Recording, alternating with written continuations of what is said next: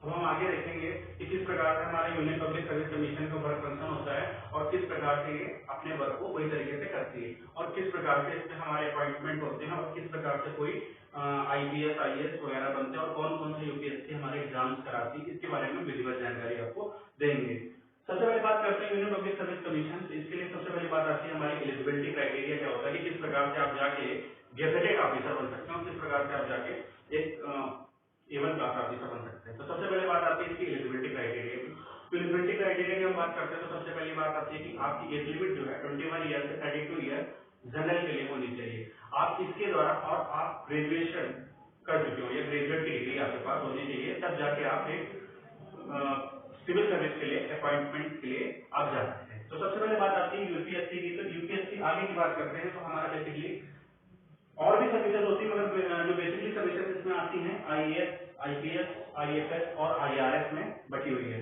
ये यूपीएससी की मैं बात कर रहा हूँ और इसी प्रकार से हमारी एसपीएससी और एपीएससी आदि जो मैं आपको पूरी तरीके से बता चुका हूँ कि स्टेट पब्लिक सर्विस कमीशन और ज्वाइंट पब्लिक सर्विस कमीशन। जैसे हमारा यूपी है तो यूपी में यूनियन पब्लिक सर्विस कमीशन चलता है, झारखंड में झारखंड पीसीएस लोग बोलते हैं, Jharkhand public Service commission, Uttarakhand public Service commission, इस प्रकार से छत्तीसगढ़ पब्लिक कमीशन, इस प्रकार से हमारे सब उसके राज्य इस तरीके से हम लोक सेवा आयोग चलते रहते हैं। तो हम इसकी बात करते हैं, पूरा एज लिमिट वही है, स्नातक की डिग्री आपके पास होनी चाहिए और इसी प्रकार से आप अपने स्टेट में और या सेंट्रल लेवल की बात करेंगे जाकर तो यूनियन पब्लिक सर्विस कमीशन के द्वारा एक सेंट्रल गवर्नमेंट की नौकरी पे आ सकते हैं या स्टेट गवर्नमेंट की नौकरी पे आप एक गेजेटेड ऑफिसर के रूप में जा सकते हैं। तो आगे बात करते हैं तो Indian administrative service, Indian police service, Indian foreign service, जो फॉरेन मतलब बाहर की होती सर्विस, जैसे हम एम्बेसडर वगैरह देखते हैं, एम्बेसी वगैरह बनी हुई है, जैसे हम बाहर जाते हैं नहीं तो देखते हैं हमारे देश की ये एम्बेसी बनी हुई है, या आप कभी दिल्ली जाएंगे तो आप देखेंगे जाके नारायणा बिहार में वहाँ पे काफी एम्बेसी बनी हुई है जो अलग अलग कंट्री की बनी हुई है, वो एम्बेसडर होते हैं। वो एक तरीके से यहाँ की किस चीजें किस प्रकार से हमारे डिप्लोमेटिक रिलेशंस क्या होते हैं, वर्क प्रोफाइल क्या होती है, किस प्रकार से हमारे अदर कंट्री के साथ रिलेशंस है, how do you work about work culture और diplomatic relations about that field, that is known the diplomatic relations. ठीक किस प्रकार से हमारे काम करते हैं, तो यही एम्बेसडर का काम होता है और आईएफएस एक बहुत ही अच्छी सर्विस होती है। इसके बाद बात आती है इंडियन रेवेन्यू सर्विस। रेवेन्यू का मतलब होता है जिस प्रकार से आप देखते हैं एसएससी की पोस्ट पे आप इनकम टैक्स इंस्पेक्टर बनते हैं और रेवेन्यू का काम होता है उसी प्रकार से आप इसके एक हेड ऑफ डिपार्टमेंट के रिस्पेक्ट में जाते हैं। आगे बात करते हैं तो यूपीएससी हमारे अलग भी एग्जाम कराता है जो कि ऑल इंडिया सर्विसेज जो मैंने आपको बता दिया है। दूसरा आता है NDA, national defence service examination, जो एक हमारा डिफेंस का सबसे बड़ा एग्जामिनेशन होता है जिसके द्वारा हमारी भारतीय थल सेना, नभ सेना और वायुसेना पूरी तरीके से काम कर रही है। इसके बाद हमारा आता है कंबाइंड डिफेंस सर्विसेज, इसकी भी मैं आगे चल के बात करूंगा कि किस प्रकार से इन पे चयन होता है। इसके बाद आती है बात CAPFAC, central arm police forces, that is called the इसको पहले कहा जाता था paramilitary forces, now it is merge from Central Armed Police Forces and it is also equal to the gazetted officer as an assistant commandant. So we have to know about a UPSC। अलग तरीके से इस प्रकार से exam चलाती है। अब हम बेसिकली बात करते हैं यूपीएससी की। तो यूपीएससी हमारा जो होती है दो प्रकार से इसमें पेपर्स होते हैं जिसको हम किस प्रकार से दो प्रकार से पेपर होते हैं, ये प्रीलिम्स में होते हैं।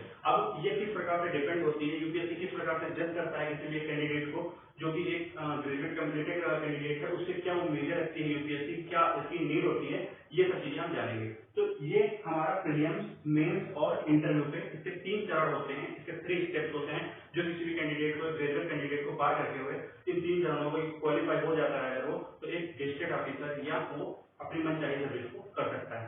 तो हम सबसे पहले बात करते हैं प्रीलिम्स, दैट इज कॉल्ड मनसा, कि UPSC also know about your mind is so about what you need about that job, क्या परसेप्शन है आपका, what you know about the perception of Indian police services IFS and why you want to join the Union Public Service Commission, आप क्यों join करना चाहते हैं, इसके पीछे आपके क्या रीजन है, that is concern about the prelims. ये आपका मन पूरी तरीके से चेक करता है, मतलब किस प्रकार से प्रीलिम्स होता है। तो प्रीलिम्स आपके माइंड को एलिमिनेट करके क्वेश्चन आते हैं, वहां पे पूरा ऑब्जेक्टिव रहते हैं, वो आपके माइंड पर होते हैं, हमारा ये आंसर हो सकता है, ये भी हो सकता है, तो ये हमारा पूरा मनसा पे डिपेंड है। दूसरा आता है हमारा main, that is called the Karma, इसे हम कर्म कहते हैं। हमारे आंसर राइटिंग होती है, किस प्रकार से हमें 150 वर्ड में 10 मिनट में हमें क्वेश्चन करना है और 300 क्वेश्चन सॉरी हमें 15 क्वेश्चन कंप्लीट करने से आवर के अंदर, तो किस किस प्रकार से हम मेंस की आंसर राइटिंग करेंगे और किस प्रकार से हम उसको प्रीशियस बना सकते हैं, वैल्यूएबल बना सकते हैं और अच्छा कर सकते हैं, तो उसके बारे में जानते हैं मनसा। इसके बाद बात आती है हमारे interview, that is called the वाचा, कि हमारे क्या हम बोलने वाले हैं, हम हमारे इंटरव्यू होगा जाके तो वहाँ पे क्या क्या चीजें हमें बोलने के लिए कहेंगे, that shows the only perception of your personality. He develop about your personality, what you know it about your perception about that field or criteria about that is called the question interview. इसके बाद हम आगे बढ़ते हैं, तो ये basically किस प्रकार से प्रीलिम्स होता है, मेंस होता है और इंटरव्यू होता है, जिसकी विधिवत जानकारी हम आपको देंगे। अब इसके बाद हम बात करते हैं प्रीलिम्स की। तो प्रीलिम्स जो हमारा होता है, इसमें दो पेपर हमारे होते हैं।